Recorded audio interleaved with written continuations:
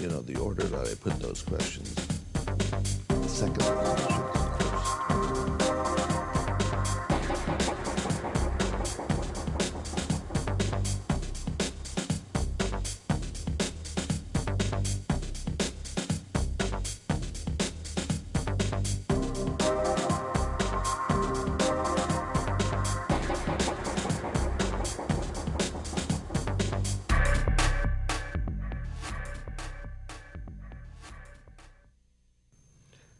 Welcome to Progress in San Diego, Ordinary People Doing Extraordinary Things. I'm your host, Walter Davis.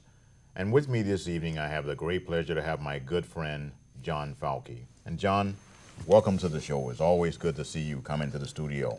Good to be in front of the camera this time, Walter. Yeah. You've been a volunteer behind the camera a couple of times, and now you're in front of the camera, right? This is all about. John is the coordinator of PACE, Plan of Action in a Changing Era. Tell me what that is. What is Plan of Action in a Changing Era? What's that about? It's a meta-networking group, Walter. They're a group of people here and around the country that help other groups and individuals meet their goals and objectives. Tell me more. Sure. What type of goals and do this in objectives? a number of different ways. There's some one-on-one activity with organizational leaders. We're training them in some basic skills and membership building, organizational planning, fundraising, things like that, and helping groups to come together with others, people that they don't even know, to work together on projects to achieve some larger objectives. Okay, so tell me about your background. What are some of the things you've done in the past? Well, I've retired about 3 different times, Walter, from different occupations. I've worked for large organizations like the U.S. Army or Sears Roebuck and Company. I've had my own business, consulting business, working with nonprofit organizations largely. And I've also taught over time, over about a 50-year period, everything from preschool to graduate school, Walter. And I'm still very heavily interested and involved in education. Okay. And when you say consulting, what kind of work in that area? Essentially with the development management work, largely with nonprofit groups, some business organizations, large corporations get involved, major foundation. I've been director of development at the College of Fine Arts at UCLA. I've worked with a lot of large organizations like the Salvation Army, United Way, groups that had some important things to achieve, and I've helped them to achieve them.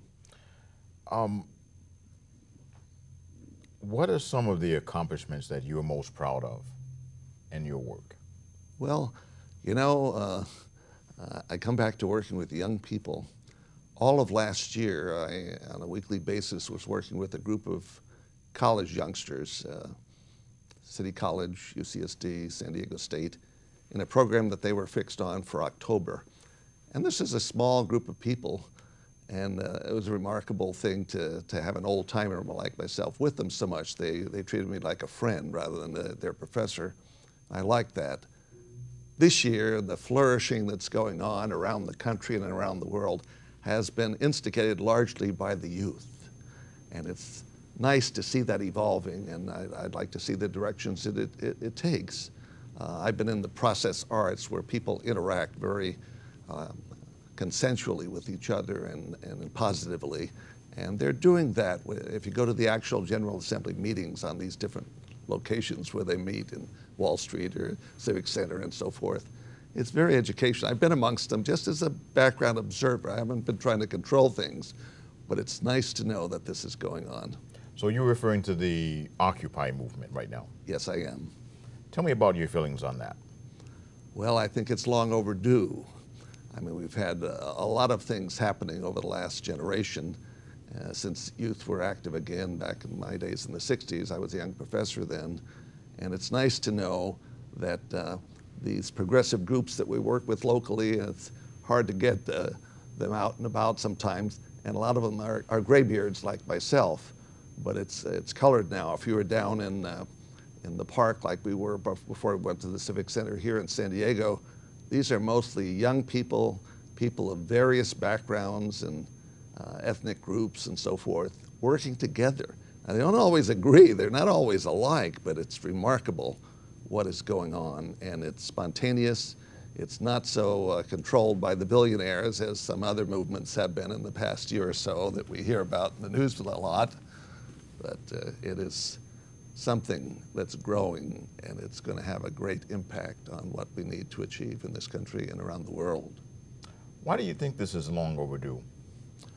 Because there's been a quiescent period. Everybody said, oh, the youngsters just interested in surfing, going to the ball games and things like that. And maybe they were involved with their own work. I know I have 2 children of my own. They're very heavily involved in their own work. But both of them are noticing of what's going on and so forth. My son's actually getting married tomorrow. And it's very interesting to see the interest that, and now he's in his 40s, no, he's no longer a child, but that these people are taking in what's going on. And you could follow this on the internet in any number of places and see this is a very exciting development. And we haven't seen this type of activity on the campuses and in the cities and in the rural areas too in this country. Now you see it in the Middle East. We saw what was going on in Tunisia and Egypt and so forth. And these people, their lives were at stake. Now here it might be not quite so desperate. Our standard of living is so much higher here, even with the starvation that goes on here and the homelessness.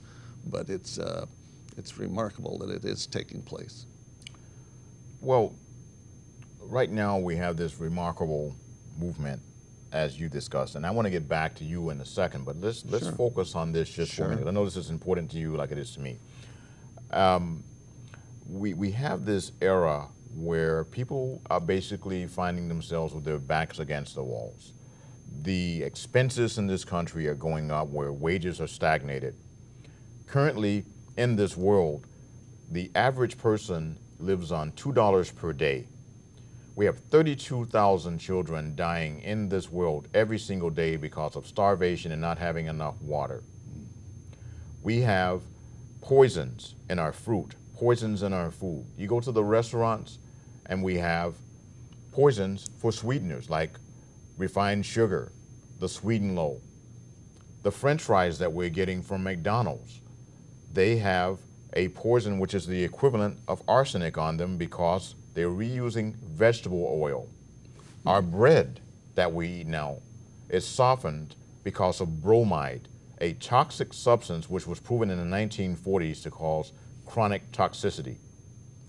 The wheat germ kernel removed from the wheat now causes our bread to be poisoned. So we're being poisoned through our food supply.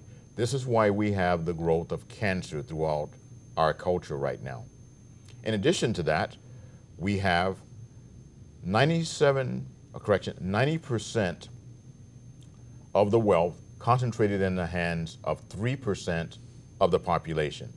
As a result of that, what that means is that if you take 10 Americans and divide the way wealth is divided up here in $100, you would have one person that had $40 out of that 100. If you put the other 2 with that and have 3, the top 3, they would have $90. And so the rest of us are fighting over $10. That's the way wealth is distributed right now in this country. So as a result of that, we have mothers and fathers having to work, and it's still not enough. Now the kids are coming back home. Now young people can't get jobs. They're going through college and they can't get jobs. People with PhDs, people with master's degrees are working in factories now. And so this is why we have the Occupy movement. It is just far too much greed in corporate America. And the corporations have now decided to make the stockholders, not now, but they for a long time have, make the stockholders more important than the workers. So the workers' jobs are being outsourced overseas.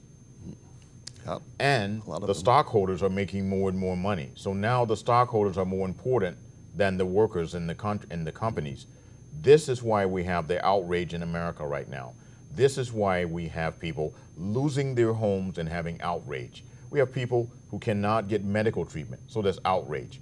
People are becoming homeless, and they are simply tired of the status quo. Our politicians are being paid off by corporations, Oh, yes. and the other fact in this is that corporations were supposed to be temporary. Corporations were supposed to prove that they were beneficial to society in order to continue. If you watch our show we did with Common Cause, you'll see the facts on that. So now, corporations have now gained as much power as individuals, and they can contribute as much money as they want to political campaigns. So we have the best money, rather the best government that money can buy. Now, we talked about an Arab Spring. We hear about Arab Spring all the time. I'm writing an article now for East County Magazine and Rancho Bernardo Sun called The American Fall. That's the conservative magazine, but you're a liberal influence upon them. I'm a liberal influence in my articles that I write called Left Hook.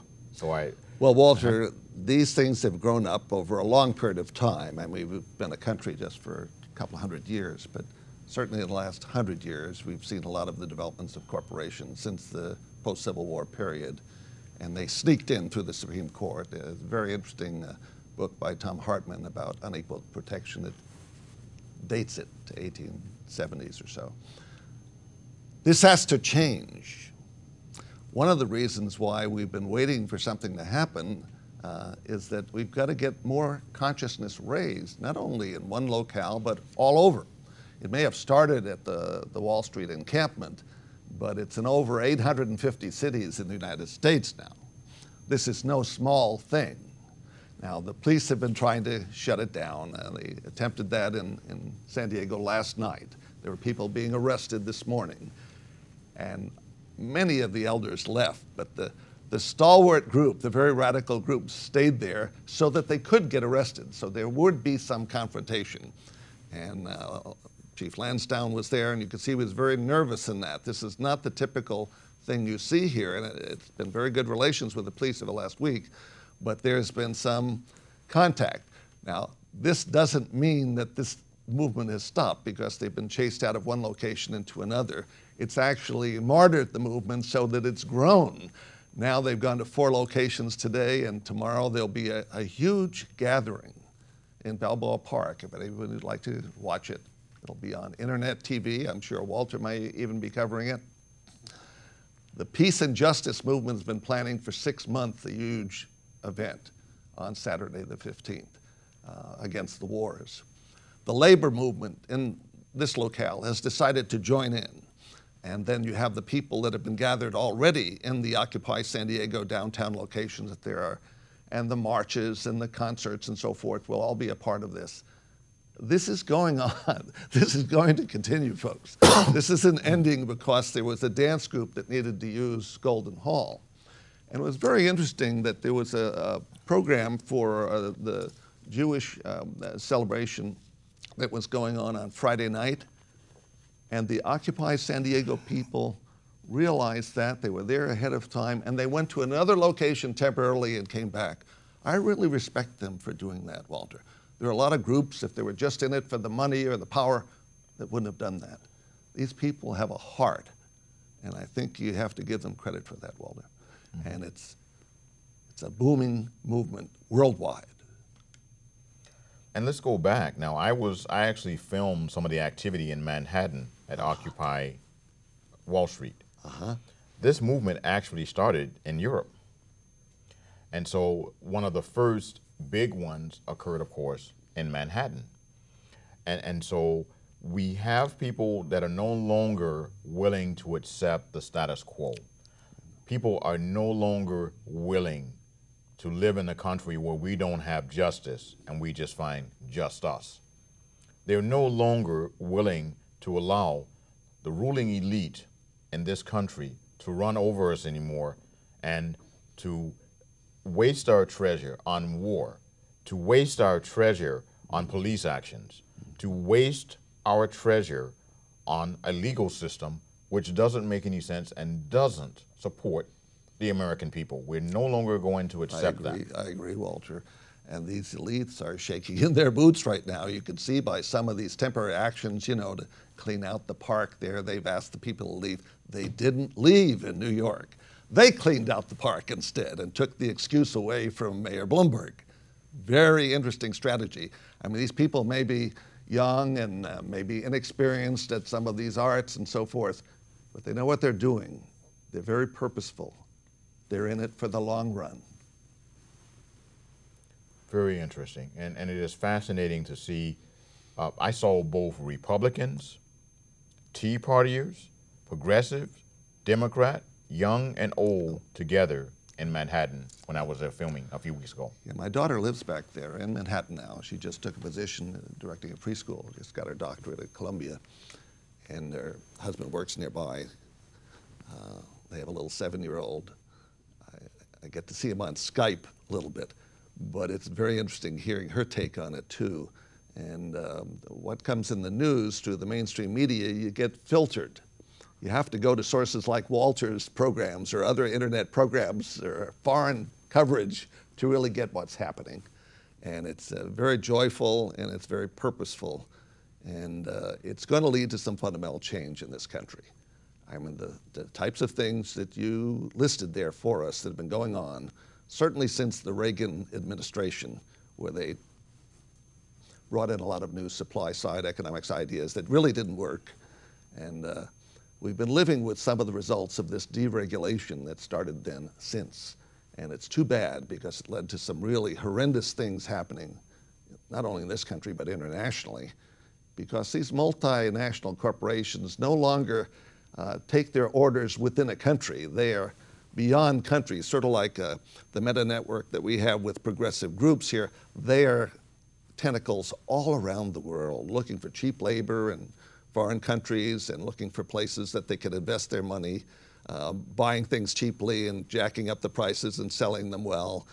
They're doing things in financial manipulations where they don't really create any products, but they're manipulating finances in such a way that we're developing as many billionaires as we used to have millionaires, not only in this country, but in other parts of the world, at the same time that the need is very clear there. Now, there are proposals to deal with that. Within PACE, we're dealing with groups like, I don't know if you know the Network of Spiritual Progressives. It's a group that was put together by Cordell West, Joan Chittister, and Rabbi Michael Lerner.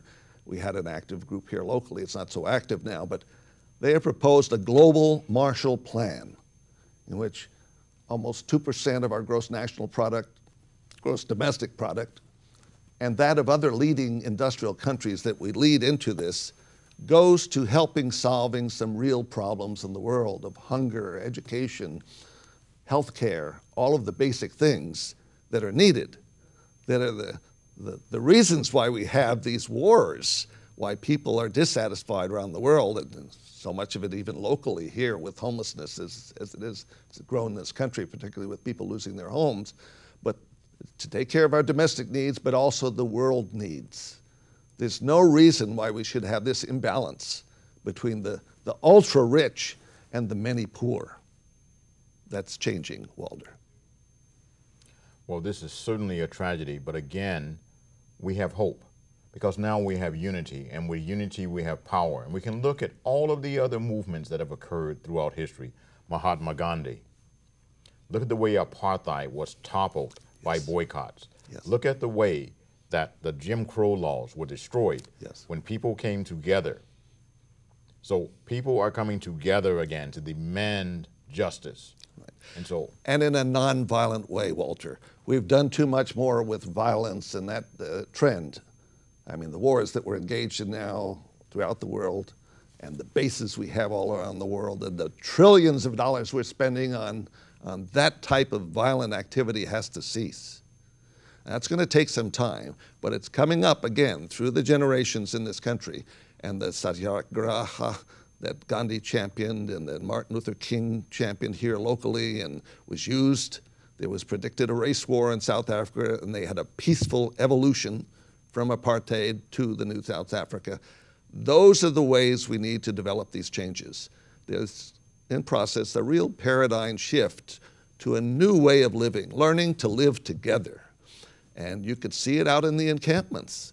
I mean, there are fundamental disagreements. Some of the people, they're bringing together all kinds of persuasions, but there are consensual ways to do this. I'm part of the San Diego Tijuana Process Arts Network. There are some very sensible ways using open space technology, dynamic facilitation, appreciative inquiry, the World Cafe process. I'm in the midst of working with a group called Cedric. It's trying to bring all of the spiritual groups in San Diego County together. Now, this is like herding cats.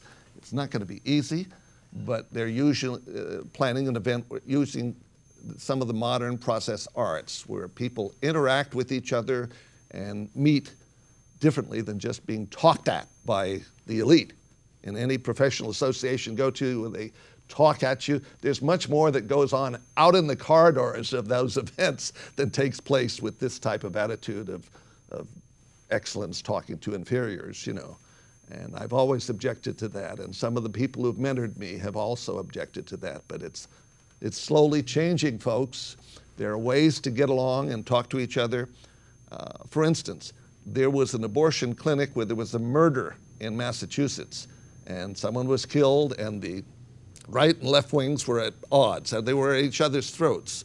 And a conversation project came in there. Some nuns and others started working with them and got them to at least address each other courteously, like they'd like to be treated, treat each other like they'd like to be treated. They not only met, they continued to meet for over a year, working on the aftermath of that incident. It's hard to believe that the extremes could meet that way. Instead of ranting at each other like they do in the U.S. Congress, they were actually working together. And we need much more of that from the local level to the international level. Excellent. And that's a great point that you made in the beginning of that about nonviolent protests. Yes. I'm encouraging the audience to learn more about nonviolent methodologies of protest. Read up about the Federal Reserve. Learn about the history of corporations in this country, other than by getting sound bites from the major news networks. Take the opportunity to educate yourself. Look at some of the outstanding videos that we produce with the San Diego County Community Coalition on our YouTube site for further education. We're coming down to our last minutes, John, so I want to make sure that you convey the most important messages that you want to put across to the audience, sir. Well, we don't have to go too much into detailed background. The main thing is that we continue to see the future at hand.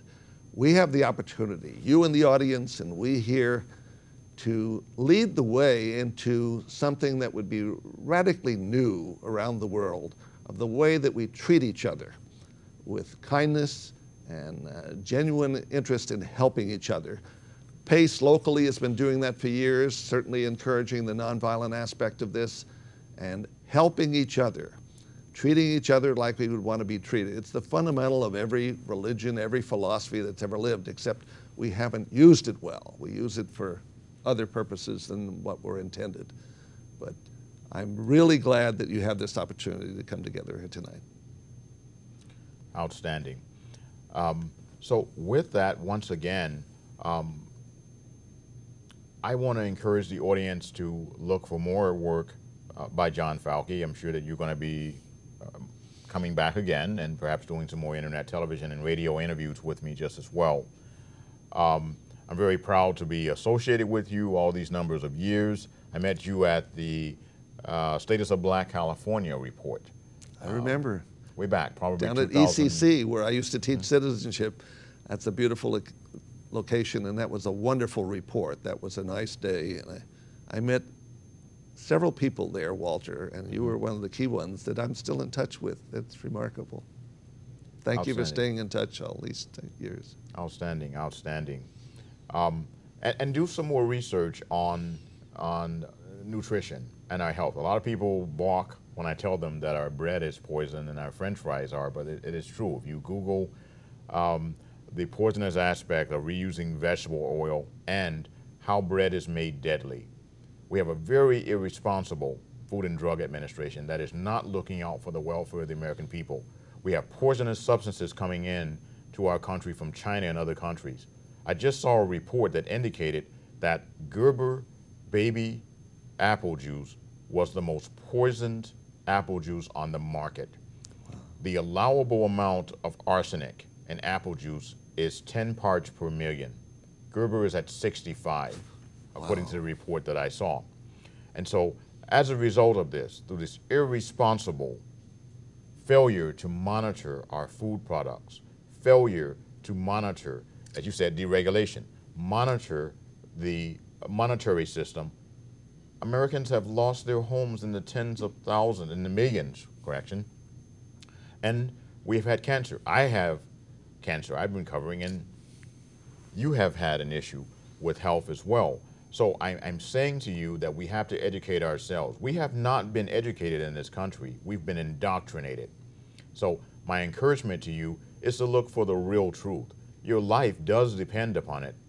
And to become actively involved with the San Diego County Community Coalition in our efforts to seek human rights, social justice, and monitor our environment, and to be for the American people, not for the corporations, to support our political candidates that have a perception that they work for the American people and not for corporations. We are trying to bring the truth out, we're trying to tell positive stories, and we're trying to bring together community organizations that galvanize us together in an effort to do the ethical and responsible things to bring us to a higher level of communication and appreciation for one another.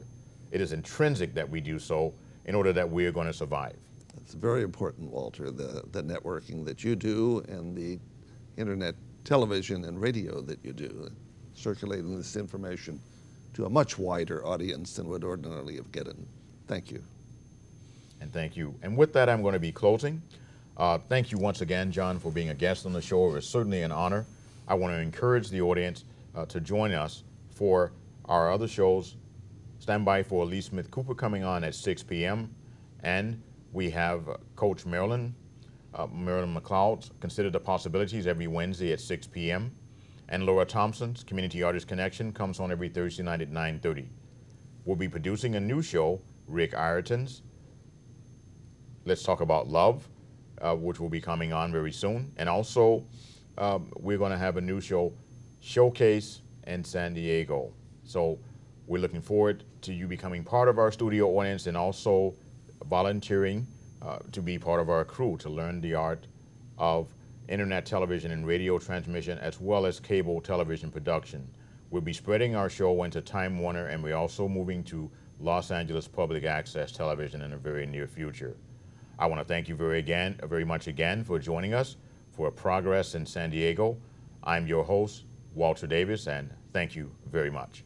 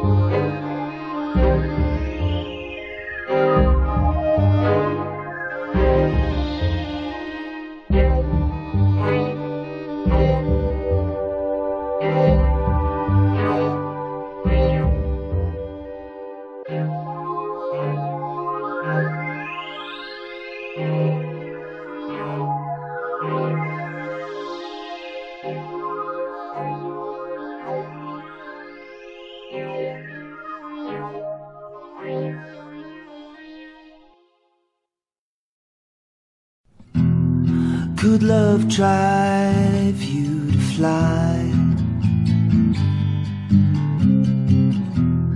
Could hope be the only way? And would it be a crazy question? Would you take it all and throw it all away?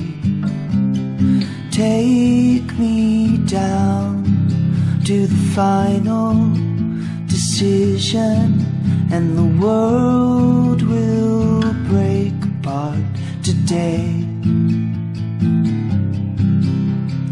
Take me down to the final decision, and the world will break apart today. And the world will break apart today.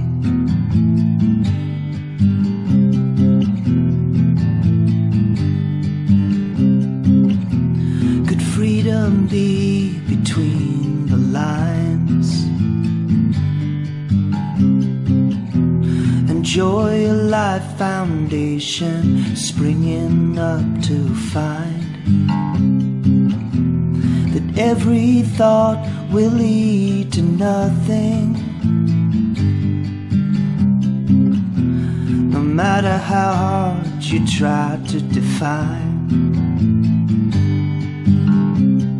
Take me down to the final decision, and the world will break apart today. Take me down to the final decision, and the world will break apart today. I open my arms to the end of time.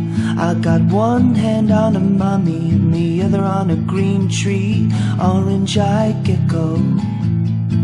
I got one foot on a street in the village and the other in a mine under Colorado sunshine.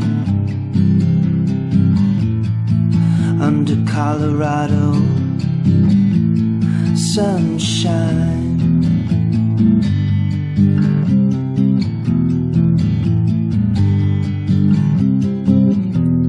Could you stand in the way of progress? Could you laugh it off and say, I'd let it all fall down and let the rhymes come. I'd waste away and let the roots grow around some.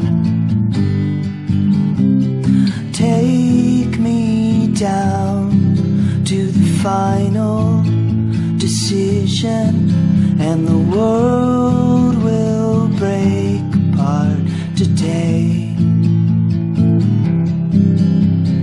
Take me down to the final decision, and the world will break apart today. And the world will break apart today.